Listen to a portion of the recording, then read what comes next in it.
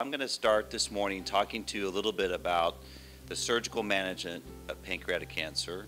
So when a patient presents to our clinic, we look to see how advanced the tumor is.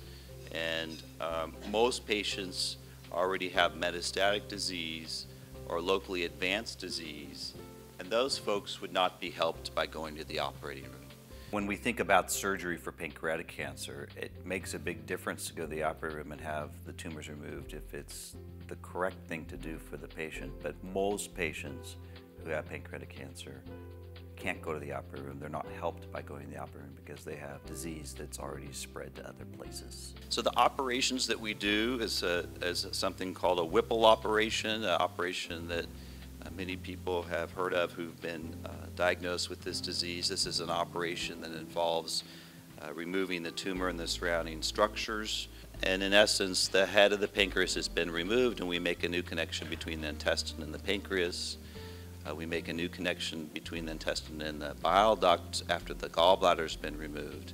And then downstream from this, there's a new connection to the stomach so that food can flow normally from the stomach into the intestine.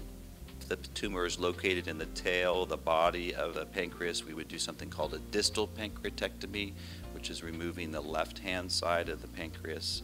And the spleen is removed at the same time in order to harvest all the lymph nodes in that area so that the pathologist can do an adequate sampling and be able to stage the patient for us. So if you think about where we were in the mid-1990s or before that, when the survival rates in the literature were between 12 and 17%, in many ways over the last 10 to 15 years we've doubled the survival for patients who can go to the operating room.